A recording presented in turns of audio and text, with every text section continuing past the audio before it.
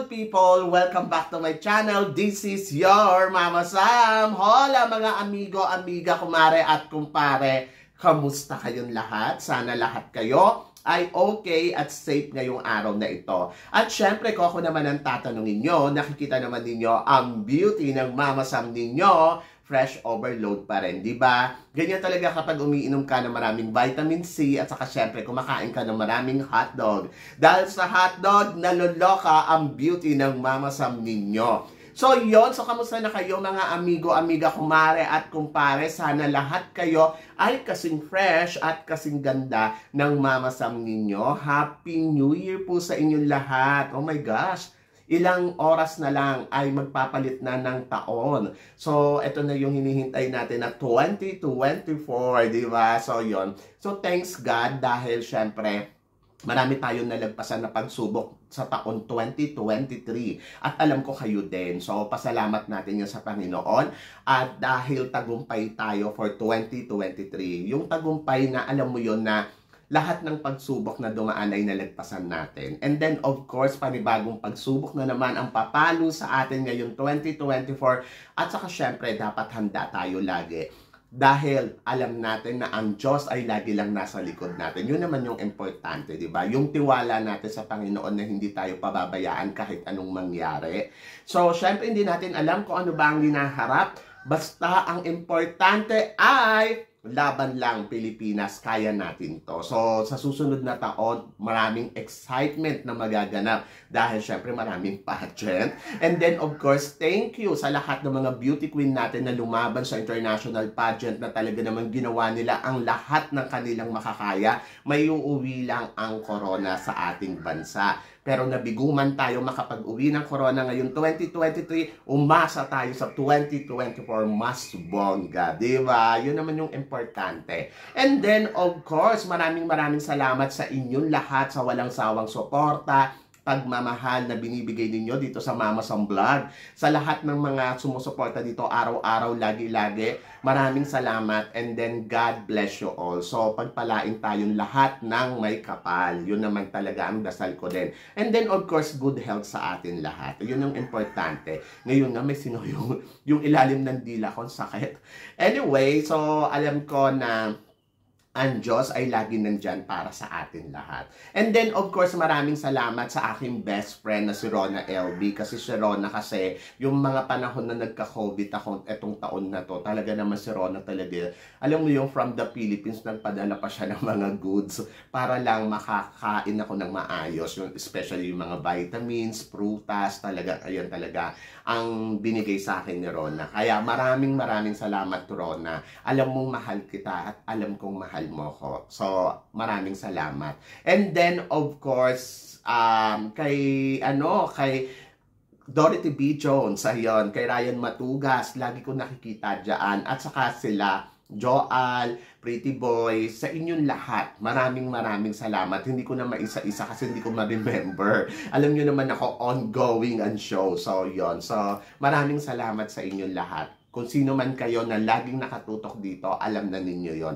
Maraming salamat mula sa aking puso. O, diba? So, syempre, marami tayong chika. At umasa kayo sa taon 2024, mas matindi ang pasabog ng Mama Sam ninyo sa mga chikahan. And then, ngayong araw na to, para sa huling taon ng 2023, marami akong baon para sa inyo na talaga naman, nagtataas ang kilay ninyo ng bonggang-bongga. Kaya guys, huwag na natin patagalin. Para sa unang chika, Mama Sam, Miss and Mr. Supranational, maaaring mag-host ang Vietnam sa susunod na taon. Anong chika mo dito, Mama Sam? Actually, matagal ko na naririnig yan na ang Supranational ay gusto nila na mag-host ang Vietnam sa susunod na taon. Para sa akin, okay yan. Kaya nga, di ba nung last year, pumasok sa top 5 si Vietnam kahit wala naman siyang ginagawa.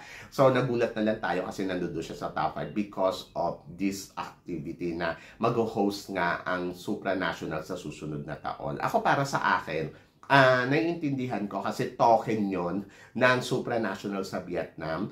At sana mas maganda ang iparating nila sa atin na pageant sa susunod na taon. Kumbaga, kung sa Poland ay maganda ang ginagawa nila, sana mapantayan o mahigitan pa nila yon. At saka sana more on activity para sa supranational girls candidates, di ba? So exciting kasi malay mo, swerte tayo dito sa Vietnam at uwi tayo ng corona mula sa supranational sa 2024. Hindi natin alam, di ba? So, basta laban lang. And then, congratulations sa supranational.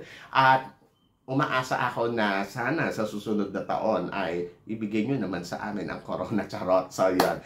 Congratulations kasi at least, di ba, naipapakita nila na ang pageant nila ay mula sa iba't ibang klase ng bansa. Hindi lang yung sa Poland. Mas maganda yung try din. Kaya lang kasi yung kandidata sa Philippines, ay syempre malungkot, ay Vietnam. Mas maganda kung pupunta siya ng Europe, di ba? So, yun. Anyway, congratulations. So, laban lang, malay mo, tayo manalo dyan. And then, para naman sa sumunod na chika, syempre, kung may pasabog ang supranational, may pasabog din ang Miss Grand, di ba? Ang Miss Grand, gagawin ng Miss Grand 2024 sa Myanmar. And then, sa 2025 naman sa Peru. And then sa 2026 naman sa Brazil. O, di ba ayaw magpatalo?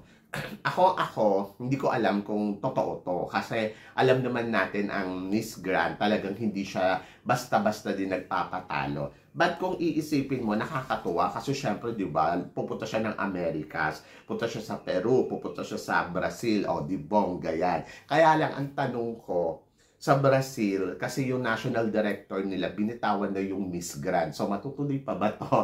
So, hindi ko alam. So, yun. Basta, maganda yan. Kasi at least pa iba-ibang bansa din ang Miss Grand. Katulad na rin ng Miss Earth. Diba? Yung Miss Earth kasi sa Vietnam na. Dati Philippines. Ngayon sa Vietnam na. O mali mo sa susunod sa Thailand na. O at least umiikot na sila. Hindi yung naka-stay lang sila sa isang lugar. So I wish na sana magawa din ang Miss Grand sa Philippines. Diba? So yun. So para ma-experience ninyo kung ano ang ganda talaga ng Miss Grand production nila. Production lang So yun. So para ma-experience ninyo kasi maganda talaga.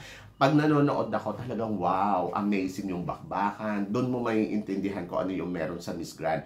Pero, gusto ko rin syempre, ma-experience yun ng lahat sa atin. Kumbaga parang, kasi mura lang yung ticket nila. So, kung makakapanood kayo at makikita ninyo yung production nila, ma-amaze kayo. So, yan! So, para sa sumunod na chika, Mama Sam, ano naman masasabi mo sa maiinit na beauty queen ngayong 2023 katulad ni na Miss Netherlands para sa Miss Grand, Miss Netherlands para sa Miss Earth, at Miss Colombia sa Miss International na talaga naman Diyosahan ang ganda. To be honest, yes, nagagandahan ako. Nakita ko na si Miss Grand Netherlands. Actually, yung ganda niya, maganda naman talaga. Kaya lang parang may lungkot sa mga mukha niya. Oo. So, ito naman si Netherlands ng Miss Earth. Maganda siya, pero mas nagagandahan ako kay Albania. Di ba? And then si Colombia, yes, bet na bet ko yan talaga si Colombia, si Señorita Colombia. Ay nako, ang ganda-ganda talaga ng beauty niya. Ewan ko ba, basta may something sa mukha niya, parang siyang angelic face talaga na, alam mo yun, parang anghel na nalaglag sa lupa, na hawig ko siya. Di ba? So, yun. So, sana sumali ulit sila ng pageant. Oo. Kasi sayang naman yung beauty nila. At para naman sa chika natin, Sophia Luna, Señorita Colombia International. Ito na nga. So, speaking. Mama Sam, tingin mo, saan pageant siya pwede uli sumali? Actually, pang Miss International talaga yung beauty niya. Nakita mo naman na parang ang calm-calm ng mga nerves niya. Parang ako lang, charot. Walang ka-pores-pores. Nakakaloka doon sa walang ka-pores-pores. Anyway, gusto ko siyang sumali siguro sa universe. Gusto ko makita yung transformation niya as from Señorita Colombia to Miss Universe Colombia, di ba? So, kasi parang yung beauty niya, parang may ino-offer na something. And then, siguro pag-aralan lang nila kung ano yung galawang pang Miss Universe. yung kalibring pang Miss Universe, ay nako, papalo to, promise. Kasi iba talaga yung dating niya. And I love the way kung paano siya talaga umeksena noon sa Miss International. Ewan ko ba, basta gusto ko yung beauty niya. Parang may something ino-offer na kakaiba, na parang angelic face nga. Parang pag siya yung pinapanood mo, parang ka nakakakita ng anghel. Parang ako. Charot. So, yun.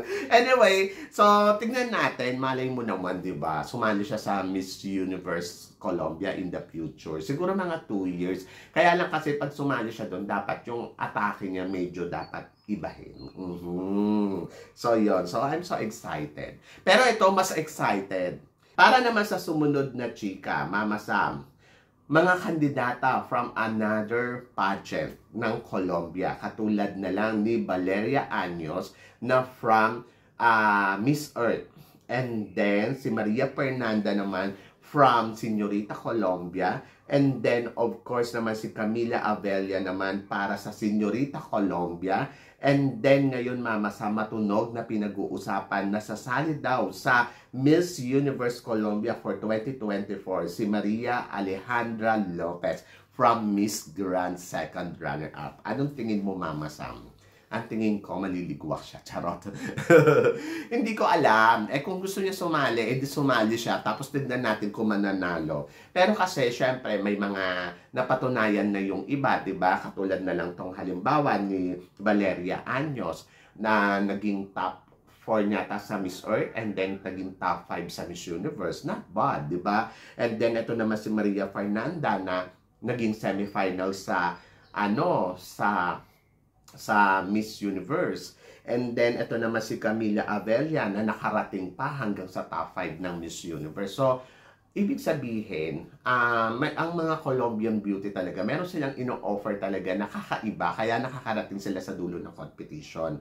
And then, kung kaya niya mag-transform from the Miss Grand to Universe rather, why not? Pero kasi parang feeling ko yung nakita ko sa Miss Grand, to be honest, nag-expect ako sa kanya ng more. Kasi nga, from the beginning of the pageant, nakita naman natin na mukhang siya na nga ang magbi-Miss Grand noon eh. Kaya lang parang naiba ang ihip ng hangin kasi yung styling niya, hindi nga na-consistent. Ngayon, kung sasali siya dito sa Miss Universe Colombia, di dapat pag-aralan niyang maigi para, alam mo yung pumalo siya ng bonggang-bongga. Sayang naman kasi kung pupunta siya dyan tapos hindi naman siya mananalo. So, dapat pag-aralan niya ng maigi yung kalibre, yung consistency. Kasi yun yung naging problema sa kanya na wala yung consistency niya doon sa Miss Grand.